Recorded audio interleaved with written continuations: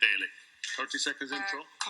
Minister, this is a question following on from one I asked your predecessor in relation to commercial licences for dual-use items. He told me at the time that the key consideration of your department in dealing with these applications is concerns over the end user or the proposed end use, and that it wouldn't be for any illicit purposes. My question really is, how can we be sure, particularly when we're talking about countries that have an appalling record in transparency, and might not an export ban be more appropriate way of dealing with it? Thank you very much. Thanks, Deputy Daly. My department is responsible for licensing the export of dual-use items. All applications for the export of dual-use items are reviewed by my officials on a case-by-case basis. The licensing process centres on ensuring as far as possible that the item to be exported will be used by the stated end user for the stated end use and will not be used for illicit purposes.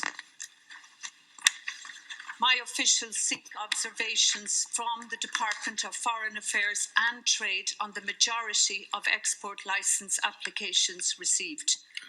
That department provides feedback on any foreign policy concerns that may arise in respect of a proposed export. The Small Arms Survey provides an overview of the international trade in small arms and light weapons. And as the Deputy notes, the last bulletin highlighted transparency concerns around the arms trade in Saudi Arabia and the United Arab Emirates. My officials have reviewed details of all licence issued for the export of military items and components to those countries from 2007 to 2008. And let me state, I can confirm that my department has not issued any licences for the export of small arms and light weapons to Saudi Arabia or to the United Arab Emirates during that period. All export licence applications are considered having regard to EU sanctions. There are currently no sanctions in place in relation to Saudi Arabia or the United Arab Emirates. Thank you. Thank you, Minister.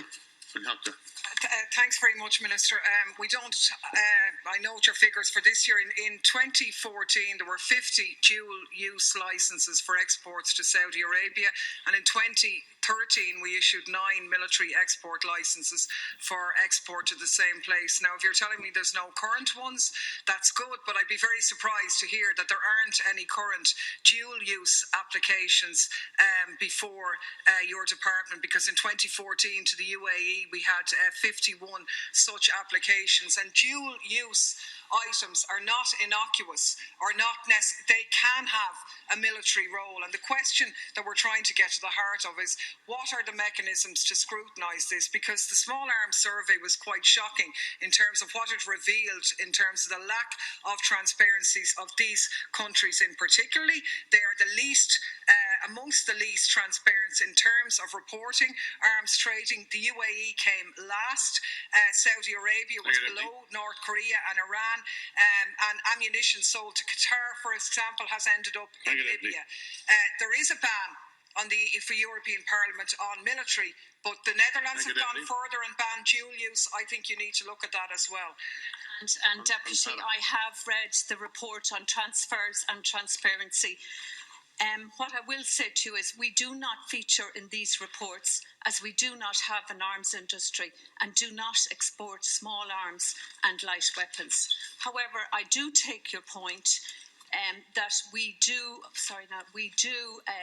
manufacture, we'll say, components, data industry, that may be used, but we're very careful, and any application that comes into my department, there is really strong and rigorous checks. There's a licence application, it's really scrutinised, we check with the Department of Foreign Affairs, and we make sure that we do not contravene it. What I would also say is that we are very careful, and what I would like to state is, if I can, that it is my intention to intensify the auditing process around export control and dual-use items. An additional staff member will be employed in this section of export licensing. Thank you, Minister. If we have more resources, I would argue that we probably need more again. I mean, the European Parliament did vote on an arms embargo to Saudi Arabia because of the atrocities in Yemen. As I said, the Netherlands went further and imposed not just a full embargo on dual-use items as well. I actually think that would be most suitable. I mean, most of the dual-use items that Ireland exports to the UAE, Qatar and Saudi Arabia are Category 5 items, which are described as telecommunications and information security, which can sound innocuous, but in actual fact includes telemetry, telecontrol equipment, ground equipment that can be designed or modified for missiles, radio jamming equipment, laser equipment, and so on. It's quite wide-ranging, and I would remind the Minister that we did export 3.2 million's worth of straight-up military items to Saudi Arabia in 2013. We definitely need more checks. I don't think one person will be enough. Thank you. Deputy, yes, you did mention the sophistication of technology. What I would like to say to you is that the department may refuse an export licence, and we actually have. So in 2011, we denied 4.